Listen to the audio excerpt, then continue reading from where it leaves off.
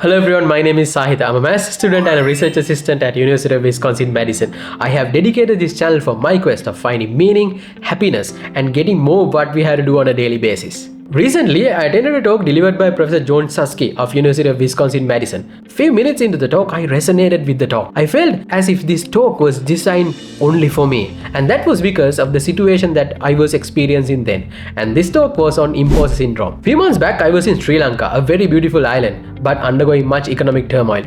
Along with my full-time bachelor's degree, I had to take care of my parents and my family.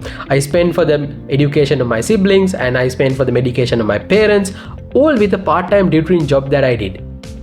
Because of these priorities and commitments, I didn't have much time to focus on my studies. I felt I didn't do much.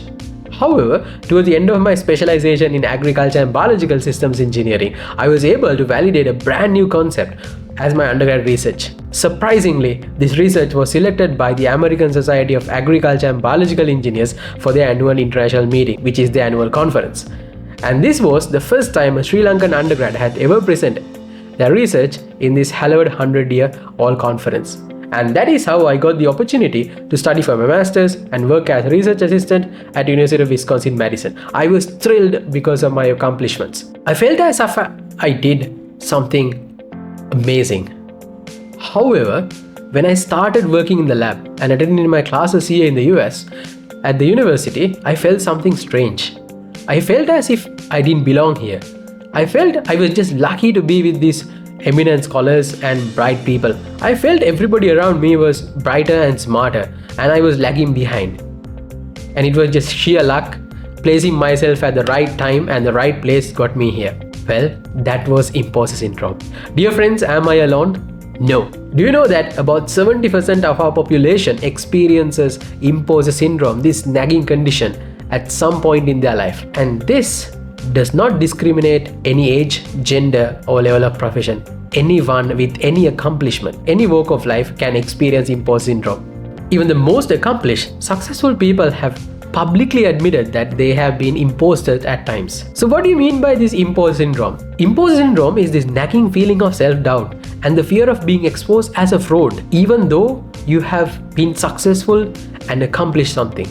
And this concept was first discovered by psychologists Pauline Clance and Susan Imes in 1970s. But it is as relevant as ever. So how do we identify this imposter syndrome? What are the classic signs of imposter syndrome? Number one, persistent self-doubt. So those who have imposter syndrome, despite their accomplishments and recognitions, always doubt themselves, always question about their skills and abilities to do something. And this leads to constant anxiety and stress. Number two is the fear of being exposed as a fraud. There's a constant fear that someone else would discover that we are not knowledgeable and competent as we appear to be. And especially when taking new tasks, new projects, we tend to feel that we are not able to accomplish. We are not able to undertake and win this goal. Number two, and one of the most common signs, is perfectionism. When we have imposter syndrome, we try to perfect everything what we do. We set extremely high standard for ourselves, and a small mistake would be very catastrophic. Well, if I turn to myself, when I take a book, I have to read through each and every page and understand each and every bit in the book. Example, when I came here, I wanted to study SolidWorks, and I got the recommended textbook. And I was going through each and every page. For an example, even to draw a simple rectangle, when I knew what is the tool to draw a rectangle, I still wanted to read each and every explanatory page in that. My labmate Trey, who was the teaching assistant for this course, told me, don't go through each and every page. Just go what you have to do, get the tools, just look at the relevant pages in the book that you want to. Actually, that was a highly explanatory book and nobody wants to go through each and every page to be competent in SolidWorks. But still, I could not get away with this feeling that I have to read and understand and know and be knowledgeable of each and every fact in the book.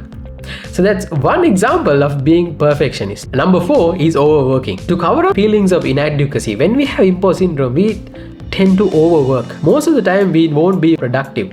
For an example, someone with imposter syndrome would be the first person to come to the office and the last person to leave the office. For an example, I used to stay late night in the lab just trying to get tasks done. Most of the time being exhausted and not getting much done at the end of the day. And number 5 is undermining the achievements. Whether you have accomplished, whether people praise for your accomplishments, still those who have imposter syndrome tend to attribute this to luck or placing themselves at the right time in the right place or some external factor. This might brush away all the praise and the worth that they have achieved of their accomplishments.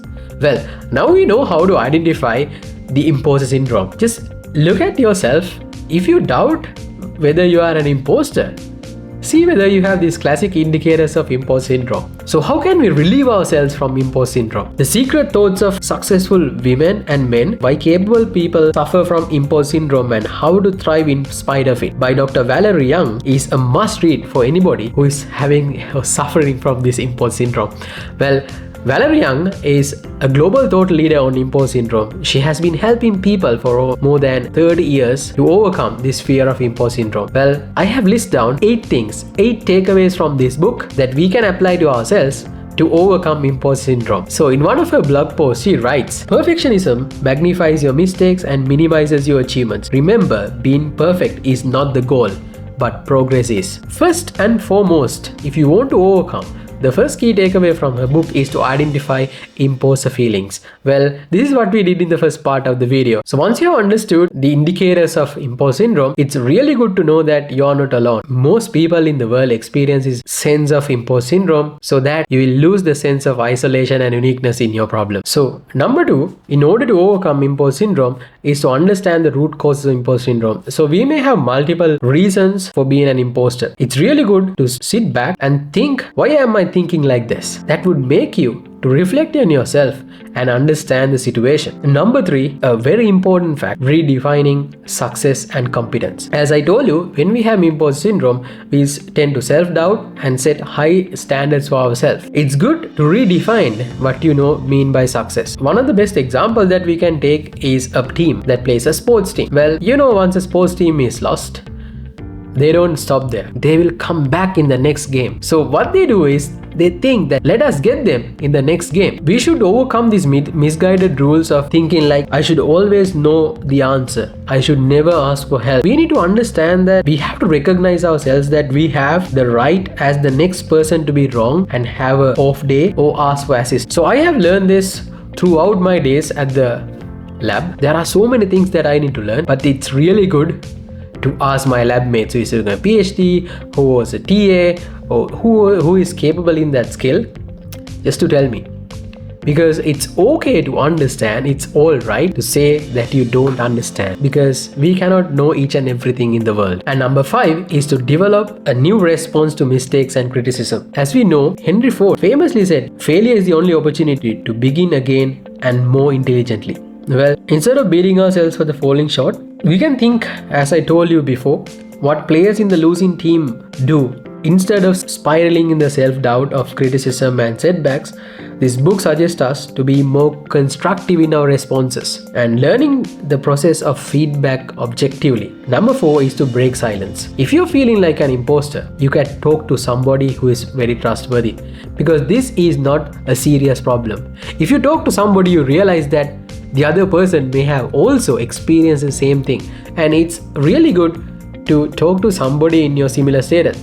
For mine, I used to talk to my lab mate Dimut sometimes of what I have been feeling. He's also from Sri Lanka, and he's doing a PhD, and he has undergone each and every bit of what I am undergoing right now. And number 6 is visualizing success. So this can be interpreted in so many ways. Visualization is hype on the internet, but here visualization means that you need to see yourself winning. You need to realize that everything is doable. And if you're going through a hard time, and if you have accomplished earlier and now you're going through a hard time, still you have to reflect on yourself and see, how did I overcome these difficulties in my previous step? And you have to trust yourself that you're going to win. And number 7, celebrate achievement. So sometimes you may be achieving simple steps. You may be really doing good, but since you are expecting very big outcome, you might not be identifying these simple achievements that you make. So it's really good to at least applaud yourself within for the simple achievements that you make, for the small achievements that you make on a daily basis. That will motivate you to run your game. And number 8, seek role models.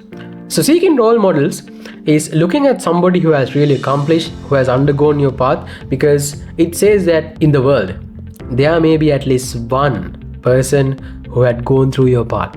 So if you look at them, you would understand that the situation that you are experiencing is not unique to you, but it's common to many those who have been in this path or been in the situation. So changing your mindset is easier said than done, but it's possible with practice. Start by challenging your negative thoughts. Ask yourself, is this really true? So I started asking myself, is this really true?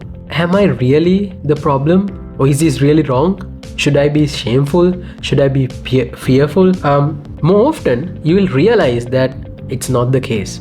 It can be switched with a simple turn in your head. So if you are still here in the video, I want to invite you for a small exercise. Try to do this as a remedy for your imposter syndrome. It's a quick exercise. Try to write a recent success that you have made and list all the efforts and skills that you have acquired and all the steps that you have been doing to get this work done, to get this project done. It might be a very simple thing, but if you were successful, try to write them down and feel accomplished within yourself. See how much you have made, how much effort you have done to get this thing. So for example, now I tend to reflect on each and every bit what I was doing in my undergrad, how I dedicated myself amidst all the difficulties, and how despite of all the challenges and troubles I was able to come to the conference and get myself through and put myself in front of people and speak about my research. So nobody wants to fight imposter syndrome on their own. You can comment down in the chat box of what you feel about imposter syndrome. You even can be open to yourself, as I have been, explaining a situation that you experience imposter syndrome. Well, I hope this video has helped, and let's hope for more videos like this, and hope to see you in the next time.